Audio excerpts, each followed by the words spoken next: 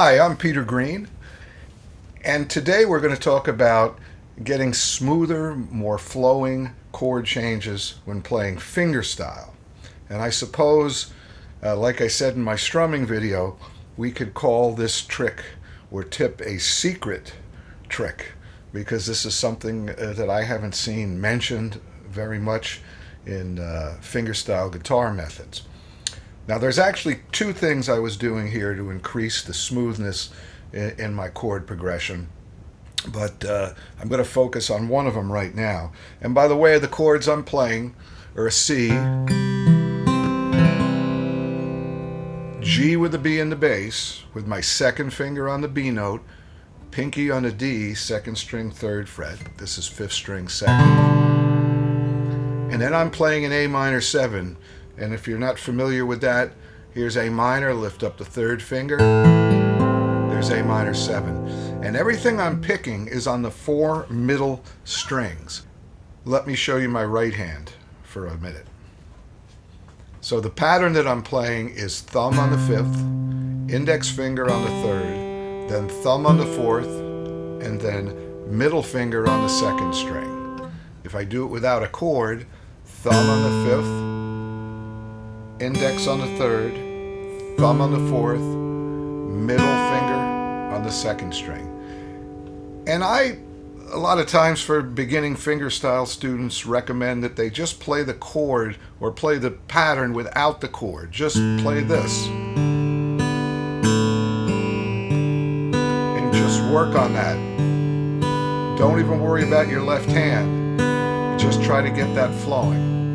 This is actually something we call a Travis style picking pattern, named after Merle Travis, where the bass or the thumb plays 5th string 4th, 5th string 4th. Okay, and again, there's lots of tips I will give you down the road for finger picking and hand position and all that, but right now we're going to look at the left hand here. So what am I doing in the left hand that's facilitating a smooth flow? Okay, I play the C chord. Now the first thing I'll mention is that the last note I didn't play. So I'm playing this pattern 4 times, but the 4th time I'm just leaving out the last note.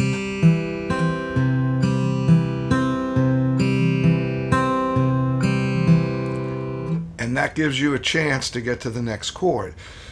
Now this progression, by the way, C, G with a B in the bass, A minor 7, G with a B in the bass, you'll find in many tunes. It's a standard chord progression with a descending bass line. You'll find it in songs like Landslide, even a bit in Dust in the Wind, Bojangles, The Boxer by Simon and Garfunkel. It's just everywhere. So it's a very basic chord progression. But what I'm doing again is I'm not playing the last note, which would be with the middle finger. So that gives me a little bit of a breath. If you listen to Landslide, you'll hear it in Landslide, where the last note's not played. But the big thing that I'm doing is when I go to the G chord, and again, I'm using the second finger here and the pinky. Now, some beginner students will say, oh gosh, that's too hard, I can't do it. I have to do it like this. Well, if you do it with the first and third finger, you see how my hand is switching around back and forth? That's a lot of unnecessary motion. So I always tell people, when you try a new fingering or a new chord, don't go for that knee-jerk reaction and just say, well, I can't do it. Oh, that's impossible. I'll never play that.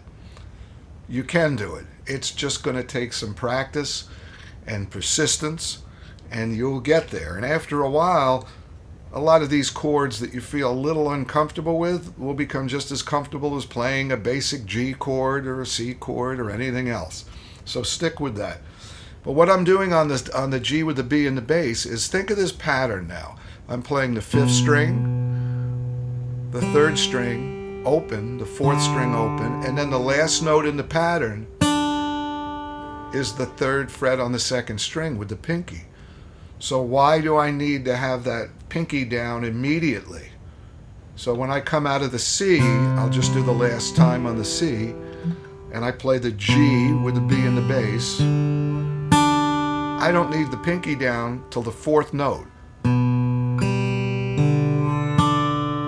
that? So don't feel like you have to play this and then get everything right on here and then play the next chord. You don't. All you need is one finger. So we do that again. C,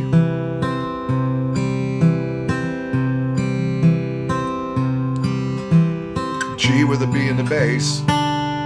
There my pinky came down.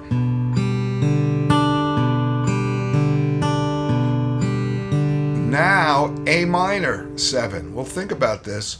The first note we hit is open. The next note we hit is open.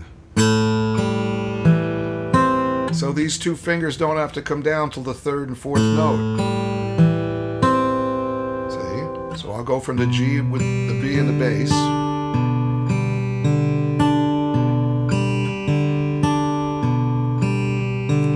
A minor 7. Now the fingers come down. Again, it gives me a bit of time before I have to change. Now I'll go back to G with the B in the bass. Now that finger comes down. Now watch when I go back to the C chord. I need the C note on the 5th string, but the next note is 3rd string open. Now these two fingers can come down. So the C is going to look like that. So real slow. I'll just go one time through each chord. That's the C. Pinky comes down. Two fingers come down on the A minor 7. Back to the G with the B in the bass, and the pinky comes down. You see? So at the beginning, you have to consciously think about this. Because again, what you're trying to avoid is this kind of thing. You don't want to do that. You want to go right into the chord. So you have to consciously think about it. But if you do this enough, it will become subconscious. When I'm playing fingerstyle pieces, I don't think about this at all, to be honest with you. In fact, it's very interesting that over all the 40 or 45 years I've been teaching, sometimes my students point things out. They say, oh, do you realize that your fingers aren't coming down all at the same time on that chord? And I say, oh my gosh, I never thought of that, because it's just subconscious. So my students have educated me in certain things down the road that I was not even aware of. But anyway, that is the trick.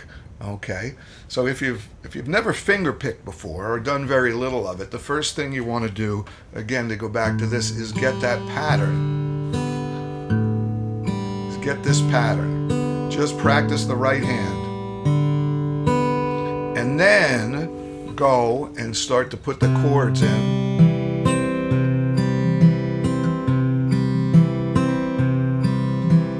One finger down.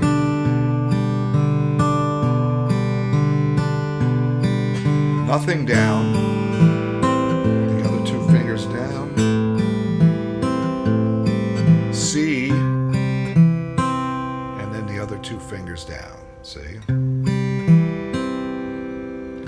So when you're finger picking, many times you're only hitting one string at a time, sometimes two, sometimes three, but a lot of times it's just one or two. Those are the only notes that you need pressed if they're fretted notes. Anything that's an open string, you don't need to have a finger down for that, so you can wait and put it down at your leisure. Okay, so there's your tip. And if you enjoyed this video, please ring the bell and subscribe. You'll be helping my YouTube channel, and I will greatly appreciate that. And you'll see me in another new video very shortly. All right, thanks very much. Take care.